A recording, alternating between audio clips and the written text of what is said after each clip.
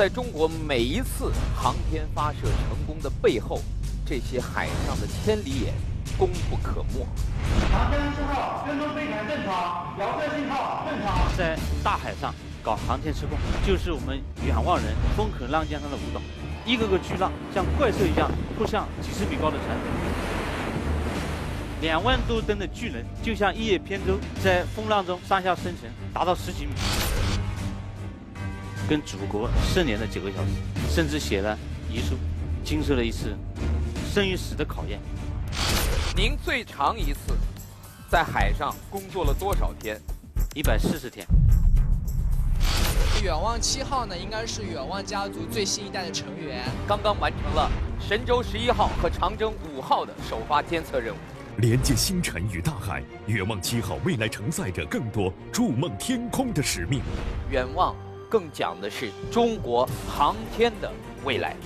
有了远望号，就有了全球布战的测量能力。只有征服大海，才能仰望星空。开启2017新征程元旦特别奉献。本期演讲者：远望7号船长周云山。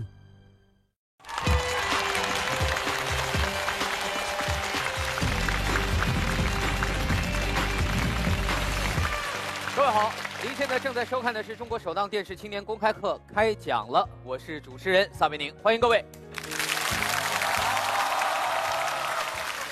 2016年是中国航天60年，每次说到航天，大家习惯性的都会仰望星空。可是各位知道吗？在每一次航天发射成功的背后，有一支海上的力量至关重要，必不可少，那就是远洋测控船。在我们国家有7艘远洋测控船，分别是从远望1号到远望7号。每一次航天发射之前，就有几艘远洋测控船要提早出发驶向海洋，因为他们要在预定的时间到达预定的地点，以便在航天飞行器发射之后，能够以最快的速度监测到它们的轨迹。所以，在中国每一次航天发射成功的背后，这些海上的千里眼功不可没。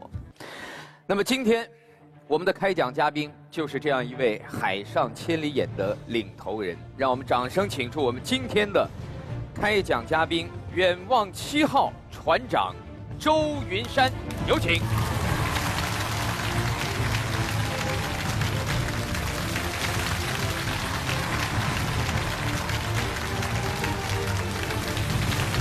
大家好，欢迎来到开讲。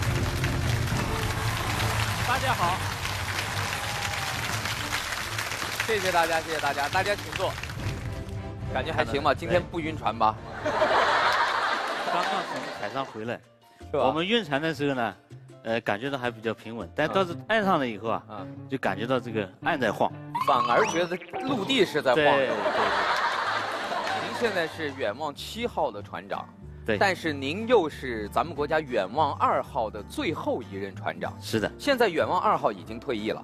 对，我们远望2号09年1月份就开始停航了，因为国家这个对船舶的有一个安全要求规定，服役满30年必须停航。所以现在的远望7号，也就是周船长指挥的这条船，是目前我国最先进的一艘远洋测控船，而且刚刚完成了神舟11号和长征5号的首发监测任务。这是长征5号首飞任务，火箭发射接连推迟，就在任务的当天，在我们测控海域附近生成了今年的第23号台风美雷。我们在这个位置，美雷就在南面这个位置，就我们大概200海里左右。如果是任务再推迟，美雷的移动轨迹它是向北的，就是向我们船靠近。我们船的测量航向是向南的，所以说我们是相遇的状态。你如果是推迟的越晚，那我们就靠得越近，对我们这个船就越危险。我们大家的心都提到了嗓子眼，不能影响任务，但是也要确保船舶安全。那个时候，作为船长，我心中的压力特别大。经过分析讨论，我们决定原地待命执行任务，只要有可能，我们就不会放弃任务。最后我们顶住了压力，冒着被台风卷入的风险，拿到了全部数据，圆满完成了任务，最后也成功的安全撤离。向您和您的船员致敬。谢谢。我一直疑惑的是，远望号它是要对比如说天上的火箭或者卫星，来进行控制和观测。对，测量控制。但是我知道在地面上，你比如说家里你要安装一个接收卫星的天线锅，你都是要找好了角度以后给它固定住。对。但是您这个船在海上，风啊浪啊，本身天线就在晃。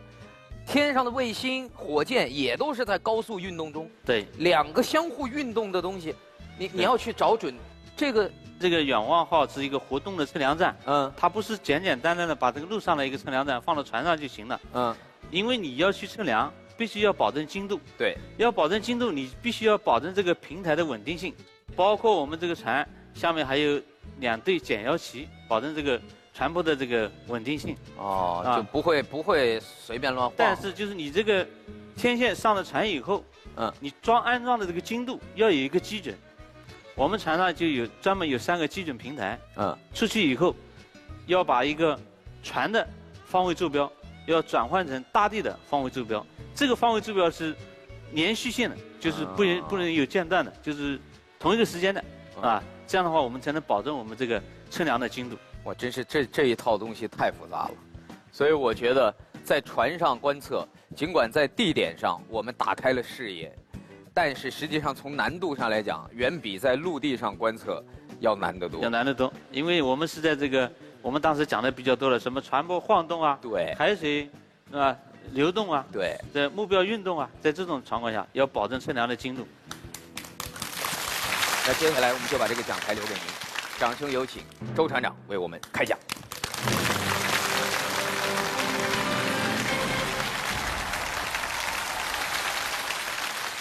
今天我来到这个讲台，是代表着一个团队过来，代表我们远望人这个团队，来跟大家一起分享我们远望人的经历和故事。远望1号船、远望2号船的诞生，代表了我国航天事业的一个时代。在这之前，世界上只有美国、前苏联、法国拥有航天测量船，我们国家只有少数的几个陆上测量站。2弹1星成功以后，中央决定开展远程运载火箭的全程试验，还要发射地球同步通信卫星。这些飞行器的飞行轨迹都在数千乃至数万公里以上，陆上的测量站已经覆盖不了。这个时候，毛主席、周恩来亲自决策，要建造属于我们国家自己的测量船。船头的“远望”2个字，这是毛主席亲自手书，这是一个非常了不起的战略决策。有了远望号，就有了全球布站的测量能力，也加速了我国航天事业的快速发展。今年，我国最新一代远洋测量船远望7号船建成，远望1号船到远望7号船相差了将近40年。我作为远望2号船的最后一任船长，也是远望7号船的第1任船长，非常幸运的见证了这段历史变迁。在大海上搞航天测控，就是我们远望人风口浪尖上的舞蹈。因为我们知道，只有征服大海，才能仰望星空。很多人认为大海都是富有诗情画意的，我当时也是带着这个向往，上大学的时候选择了船舶驾驶专业，93年毕业以后，又带着这个向往到了远望2号船工作。但是很快，大海并给我上了一课。97年让我经受了一次生与死的考验。4月17号的早上6点钟，我像以往一样到驾驶室去接班，发现驾驶室的气氛十分的凝重，原来在我们前面的航线上面，一个热带低压迅速增强到强热带风暴。几个小时以后，我们的船就被这个狂风恶浪所包围，风力迅速增大到11级，天空上看上去乌云密布，昏天黑地，好像到了这个世界末日一样。只有我们船的前方能够看到透出一丝丝光亮。我听我们当时的一些老船员跟我讲，这就是我们常说的台风风暴眼。台风风暴眼什么概念？就是我们经常看中央电视台预报那个云图，它中间一个黑洞，就是处于那个黑洞的边缘位置，那个是非常危险的，也是我们航海人谈之色变的极端恶劣海况。种种迹象表明，我们与台风中心越来越近。船上马上组织气象会商，分析讨论。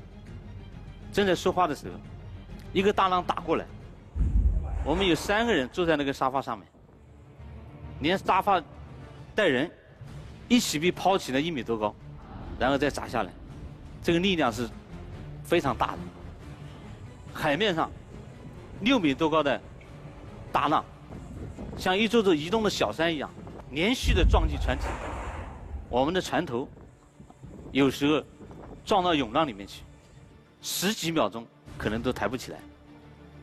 2万多吨的巨人，就像一叶扁舟，在风浪中上下生沉，达到10几米。船上呢，到处吱吱嘎嘎的响，特别是好多新同志，还以为我们这个船随时都要解体一样。雪上加霜的是，我们的通信设备因为这个极端恶劣的海况，也不能正常工作了。当时随船的领导给总部打电话报告情况的时候说，我们遇到了大风浪，进入台风中心。说了一句话以后，后面情况也没来得及报告，线就断了。后来再联系联系不上，家里面也着急，船上也着急。后来我们就整个通信中断了连续9个小时。有些年轻的船员这时已经把救生衣穿到身上，还有一些船员甚至写了遗书。与台风搏斗的这9个小时是惊心动魄的。9个小时以后，当我们看到海平面上远处一个安静的夕阳的时候，我们大家都有一种劫后余生的感觉。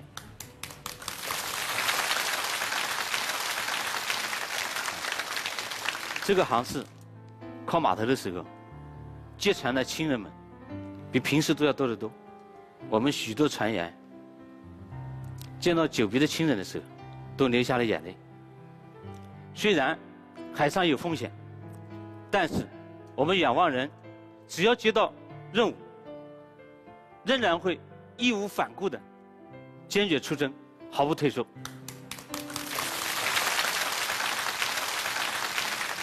2007年2月，春节刚过，我们按计划完成了白斗1号04型的测控任务。返航途中，突然接到北京指挥中心的指令，卫星在变轨过程当中出现异常，与地面失去联系，要求应急测控。接到这个指令以后，我们迅速向应急测控海域开取，同时呢，对这个卫星出现异常的原因进行分析。分析可能是卫星在变轨的过程当中发生了翻转，翻转会导致什么情况？卫星它上面有一部天线，它是对着我们地球的，这样我们测控站对它就可以对话了。它一翻转，天线对到外太空了，那我们就联系不上了。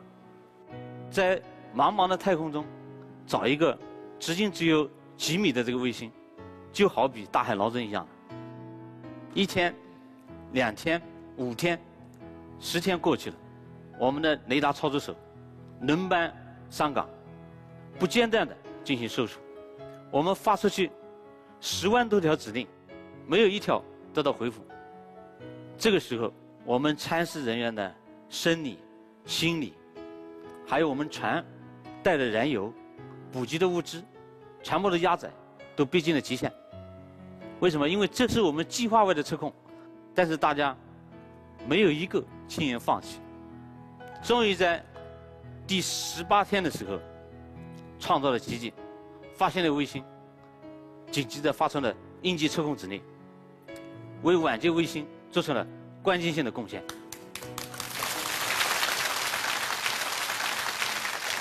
祖国把远望号交给了我们，也就意味着我们远望人将人生交给了大海。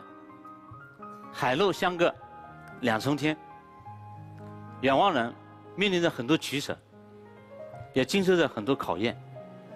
出海时间长了，蔬菜也比较紧缺。一般的我们出去以后，最多2个礼拜，夜里蔬菜就没有了。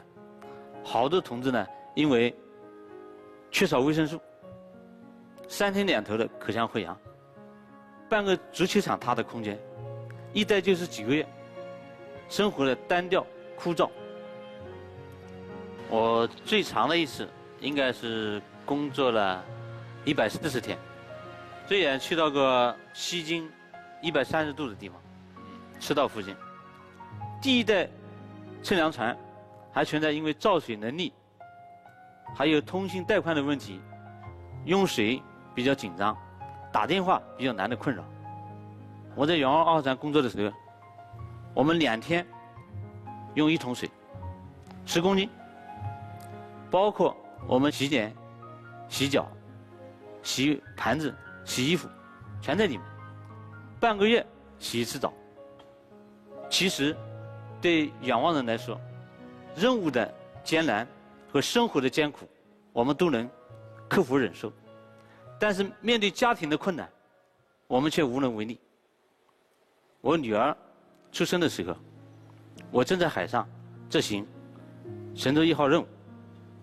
99年10月5号，我把快要临产的妻子送到医院，交给岳父岳母照顾以后，并匆匆忙忙赶到船上做出海准备。10月8号出海执行神舟1号任务。后来爱人的预产期一推再推，到10月22号剖腹产，女儿才出生。而我呢，因为打电话不方便，25号才知道我第一次做了爸爸。回家第一次见到女儿的时候，已经是第49天。我陪着他们过了1个礼拜，就又出海去执行任务了。女儿今年17岁，我只给她过过1次生日。那次我还专门精心准备了一下。女儿好像有点不适应，跟我说：“我已经习惯了，只有妈妈的生日。”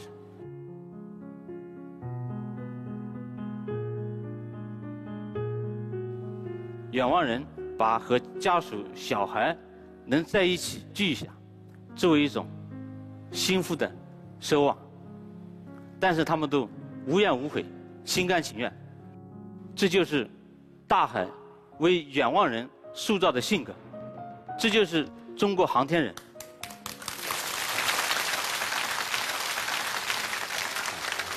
我工作了23年，与测量船打了23年的交道，在我身上早已打下了海天的烙印。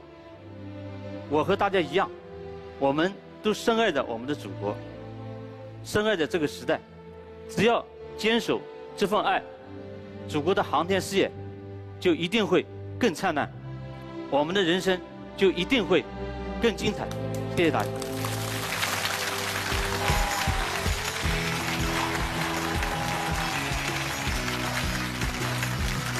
谢谢周船长，再次把掌声送给周船长给我们带来的精彩开讲。谢谢大家，请坐。您在开讲的时候，同时把您带来的东西给我看了一下。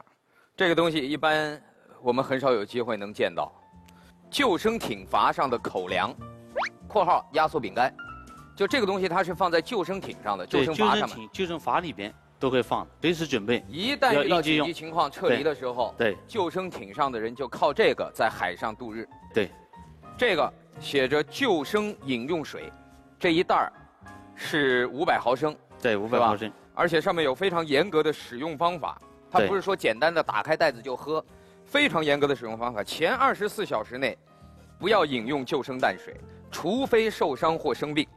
为什么？你前面刚开始那水就喝，你不要喝这个，因为你可以省点水。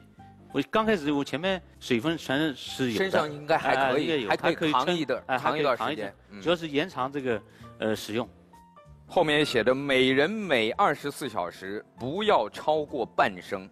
你看到这些使用说明的时候，你才会发现，平时我们生活在陆地上，每天喝水哪有这么多讲究啊？想喝多少喝多少，但是真正到了危急时刻，这一袋水也许是一个救生艇上好几个人活命的期望。是的，是的。所以再次把掌声送给我们这些了不起的海上的英雄。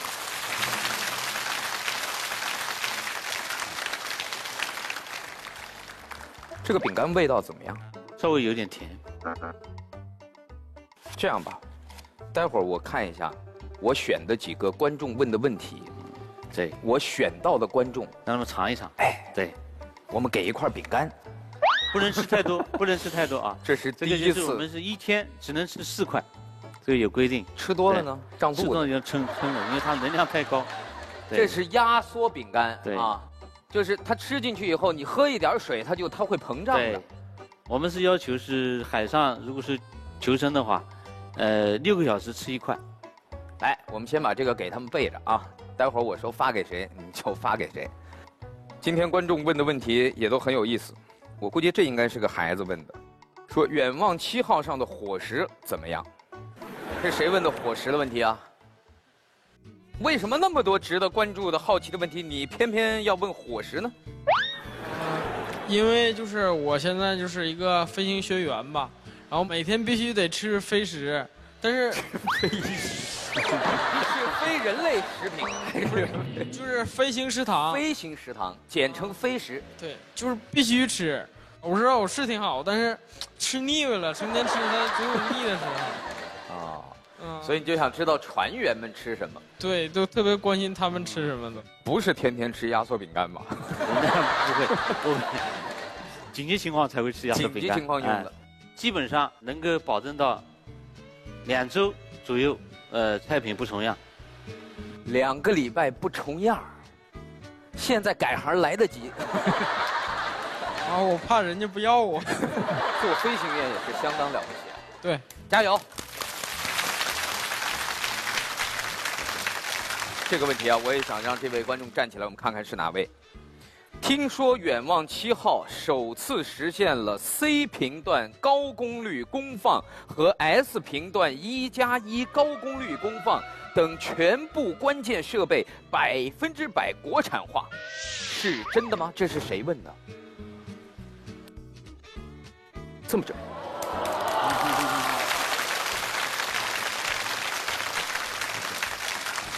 厉害了，我的哥！你今年多大呀？10岁。10岁啊！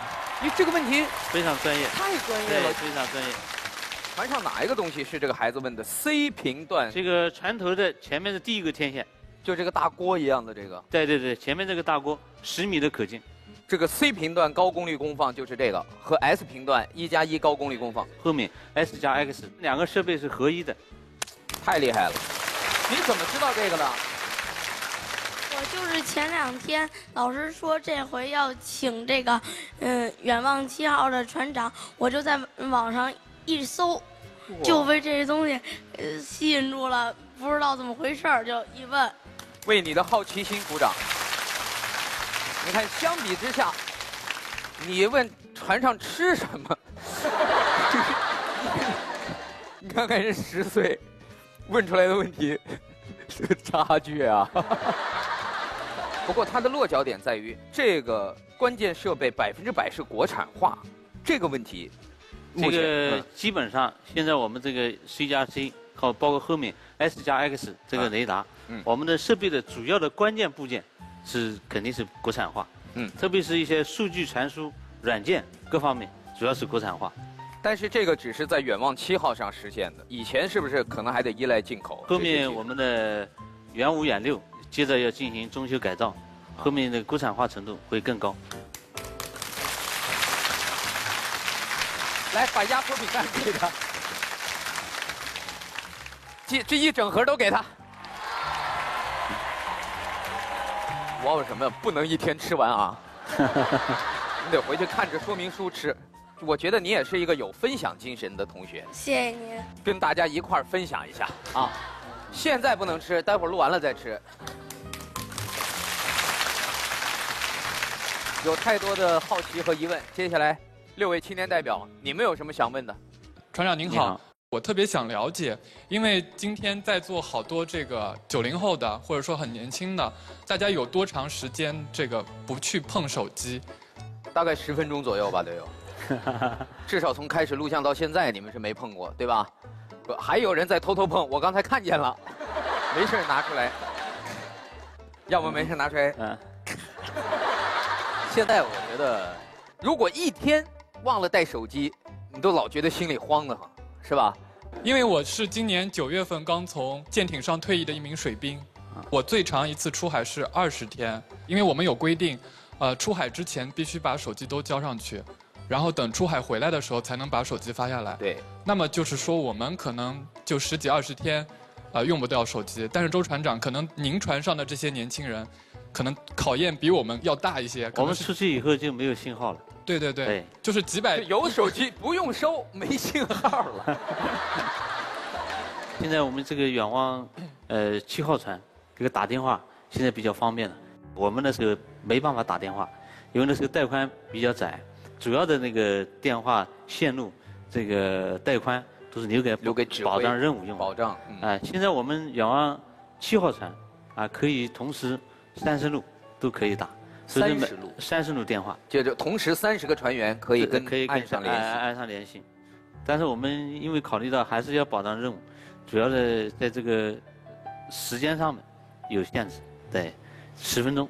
所以每个船员是有定量的，你打完了以后10分钟，然后你再打，不限制对，只要有路空的你就可以打。是10分钟。对。我们也可以打电话，就是但我们限5分钟。你是跟随什么样的？跟的是航空母舰。航空母舰，跟的是辽宁号。对对对。哇！当这个水兵当了多久？2年。2年。对。最长的一次出海？我最长的一次经历是20天，到后段的时候自己会觉得会有一些枯燥，会觉得有一些疲劳。就是我想先问您，因为您4、5个月可能面前全都是茫茫大海。对，虽然我们在高速路上开车开长的时间会很疲劳，因为见到的东西都是一样的。那么您是如何做到在这4、5个月的时间里面，不管白天黑夜，都能克服这种疲劳，都能打起12分精神，把这个船给驾驶好？确实，因为像我到100多天的时候，我自己亲身经历也是一样，自己的心情是会有一种烦躁。所以完全不像我们常人想象的那样，说天天在茫茫大海上多浪漫呢！每天早上起来看日出，夕阳西下的时候，站在甲板上，哒哒哒哒哒哒哒，其实根本就不是。船上也有浪漫的时刻，也有，比如说我们远望船航行的时候，经常有一群海豚，几千条跟着我们跑，这个都有的。像我在新西兰海域边上的时候，经常看到有那种巨头鲸在你边上来回游，鲸鱼鲸鱼都有，所以说这还是有时候还是比较浪漫。也有一些常人看不到的也有时看不到的风景，对。但天天看海豚也受不了，每天都是那1000多头，最后连名字都认出来。哎，你又来了。所以任何事儿，对，就总是重复，就受不了了。对对对，这是不光是我考虑我自己个人的问题，全体船员都有这个问题。所以说我们船上呢，文化活动搞得还是比较多的。过一段时间搞一些比赛啊，搞一些竞赛啊，比如说我们还搞一些仪式啊。你像我们这个离开祖国12海里的时候，我们会搞一个向祖国再见仪式。我们在任务前我们会搞一个为祖国去战斗这个仪式，然后再搞一些这个文化艺术节啊，搞一些美食节啊。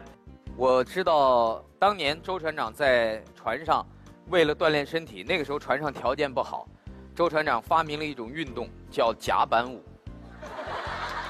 前面的老船长发明的，不是我发明的。老船长发明，您对继承下来的。我继承。对。现在的广场舞就是从甲板舞演化而来的，因为你想甲板嘛，相当于一个船的广场，所以一到晚上6点多，您和船员就在船上甲板上，是吧？怎么跳啊甲板舞？我已经有几年不跳了，为什么呢？老船上它确实是没有很多的这个运动的方式，仰望2号船。它连一个健身房都没有，没有健身房。出海这么长时间，大家要锻炼，保持更好的精力、体力去完成任务。前面的老船长他们就有一个突发奇想，就是大家集中到飞行甲板，跳这个甲板舞的话，不要多大的空间，相当于做可以广播好多人，体操了。对，就相当于广播体操。所以说他就，这个还是延续了很长时间。那我们现在新船的仰望7号，可能甲板舞可能就要延续不下去了。因为我们仰望7号刚才那个甲板转一圈就是200米，就相当于一个小跑道一样。哦。所以说我们每天下午大概4点半左右到5点钟，都给他们半个小时，去这个锻炼锻炼啊。所以就不需要在一个地方跳那个甲板舞了。而且告诉大家，远望7号甲板上还有游泳池。所以现在的船员的条件比以前好多了。所以让我们看一看已经失传了的甲板舞吧。张老师我跟你学一学我跟您学一学。我们主要是2个步法，比较枯燥的，一个是16步，还有一个32步。32步我真的是忘了。那咱们16步回一回，我看看，对，好吧？好。这个曲子也够潮的呀！1、2、3、4、5、6、7、8、9、10、11、12、13、14、15、16。哎，找到感觉了啊！你没走，这个还是挺难的啊！不，我是想说，就只有步伐吗？您上肢不配合其他的动作吗？就手上上肢就自由发挥，跟开讲一样。但步伐是规定的，你随便发挥好了。步伐是定好的。对。来，您再来一遍，我跟着您来16步啊。1、2、3、4、5、6、7、8、9、10、11、12、13、14、15、16，继续往前走。哇！1、2、3、4。来，把音乐放大。6、7、8、9、10、11、12、13、14、15、16。鼓什么掌啊？你们是提前看到了我的老年生活是吗？以后到晚上8点我就下楼。我所以说甲板舞是这个，真的有可能。对，广场舞是在后面，是吧？所以通过这一个小细节，大家也能感觉到远望号这几十年当中的发展。我相信未来可能还会越来越好。陆团长您好，我来自一个跟船只完全没有关系的职业，但是在几年前我采访过在山东的一个水上小区，就是他们吃喝拉撒都是在船只上，那个就是他的房子，然后船跟船之间就是邻居，每一天早上那个流动的船只贩卖的那些杂货就是他们的超市。然后我当时就问了一个在船上已经生活了30-40年的就是老船家，我问他，我说船对你来说意味着什么呀？他说四处漂泊这么多年，他不太记得故乡什么样了。他说船就是他的故乡。其实今天我也想问问您，远望对您来说意味着什么？或者换个说法，您觉得船对于船长来说意味着什么？经过了2代远望号，第1代船呢，我把它当自己的兄弟一样的爱护着。远望7号船是我亲眼从头到尾这个看着建造起来的，并且是比较有一个小秘密给透露一下。远望7号船开工建造的那一天，就是我自己的生日。哇！所以说，我把远望7号船现在是当着自己的孩子在看护着。在建造的过程当中，每每我经常一个人坐在那，看看这么大个船，将来交给我，我一定要把它保护好，把它运用好，发挥好它的最大作用。这是巧合吗？就他开工建造的第1天刚好是您的生日。对。还是说原本他可能提前个1-2天，结果您说稍等。没有巧合，为什么呢？他这个定下来那一天，我那天自己的生日我自己也忘了，后来家属给我打电话来说祝我生日快乐。哎，我说怎么今天我生日嘛是吧？就是正午是我们远望7号船搞开工建造仪式，冥冥之中的一种缘分，确实没有安排。缘分。哇！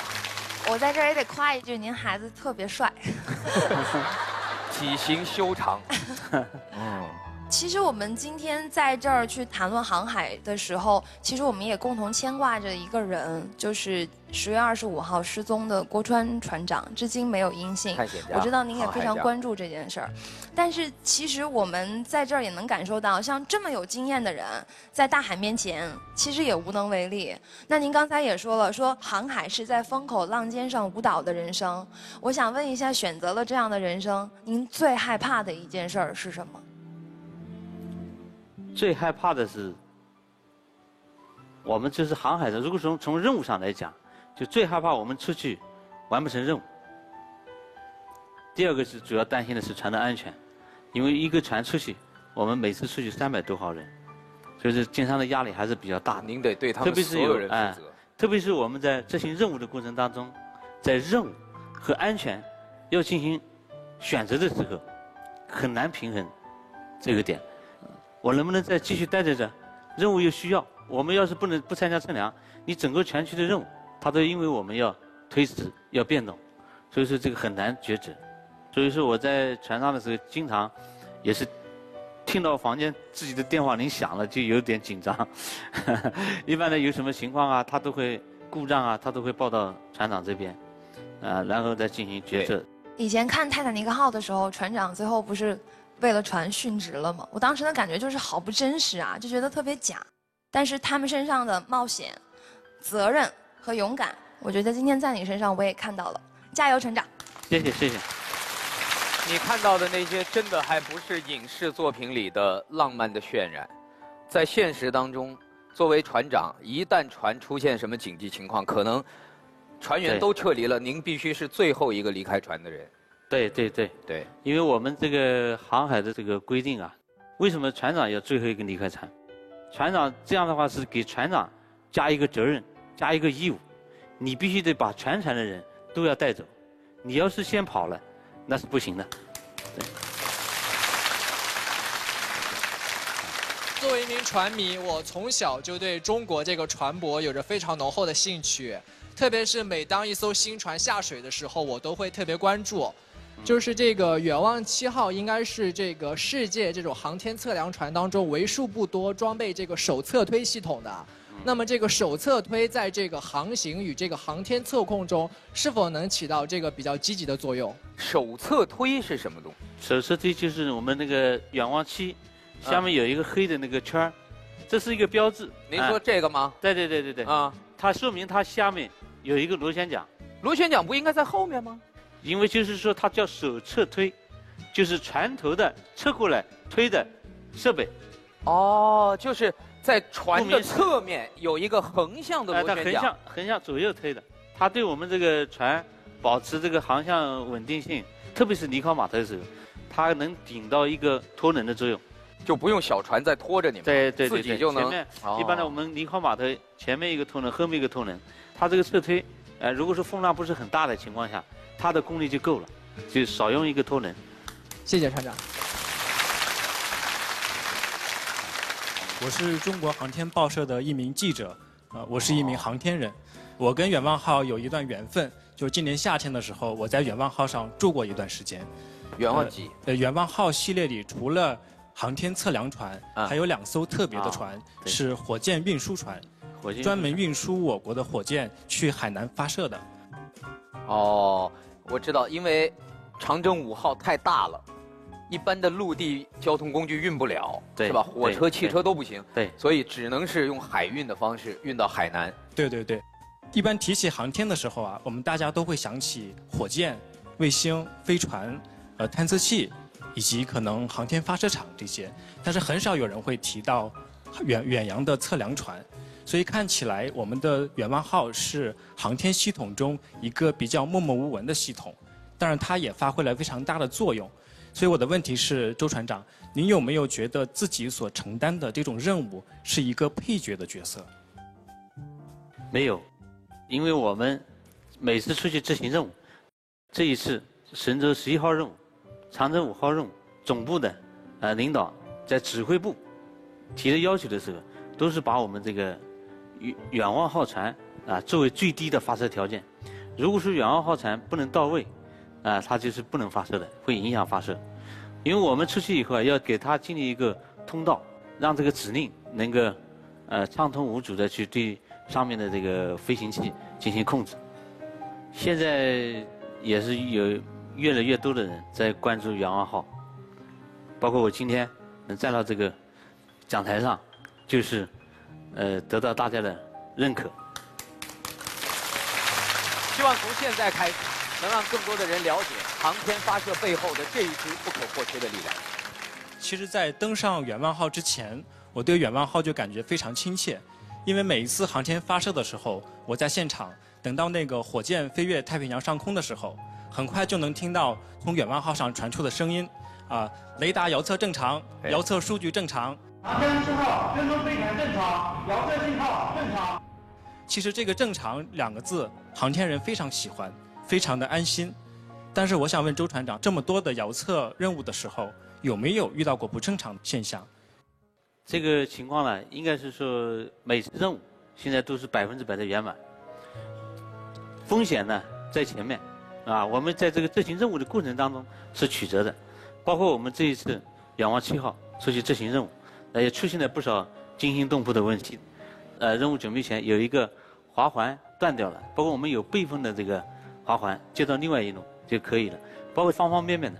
任务前我们可能要做若干次的演练，把这个设备的问题暴露在任务前，这就是我们要做的工作，确保任务圆满。前面要做很多的工作，包括我这次来这个开讲这个舞台，我也把它当任务在准备的。我讲了可能会出现什么情况，后来我都有预案，只要我来了，剩下的交给小沙老师就行了。现在船长说的很潇洒，根本不是这样的。船长随行的同事们今天早上见到我说：“萨老师，赶紧录完吧，说我们受不了了，说周船长折磨我们，天天拉着我们听他演讲。据说您在来北京之前的头一天不是还在船上吗？到了晚上11点，船长觉得不踏实，突然吹响紧急集合号，所有的船员从那个船舱里穿衣服出来，全部站好了。船长说：‘来，听我把演讲讲一遍啊。’晚上11点，这事儿是真的假的？我还一直没找机会跟您求证。有，晚上11点，真有，所有的船员听您演讲，没有精神抖擞。一听到船长要到这么大的舞台来，很振奋。因为我压力比较大，我来了以后，不仅仅是代表我代表远望人过来的。航天事业讲究8个字，叫稳妥可靠，万无一失。这8个字的实现，真的是需要像船长这样的远望人以及远望号的这种支持。我觉得真的是我们的远望人可以担得起另外8个字：征服海洋，仰望星空，向远望人致敬。谢谢。刚才也有观众在小纸条里问，说远望到底是什么含义？我想远望讲的不仅仅是我们能望向太空，能望到我们的火箭和卫星，远望更讲的是站在中国航天60年这样一个特殊的时间节点上，这样一群人和所有在发射场的、在总装车间的、在每一条为了中国航天事业而努力的战线上奋斗的人一起，我们在远望中国航天的未来。再一次把掌声送给这些默默坚守的人，谢谢你们，谢谢，感谢周船长给我们带来的精彩开讲，下期再见。好，谢谢。已经圆满完成任务了，我们现在靠岸吧。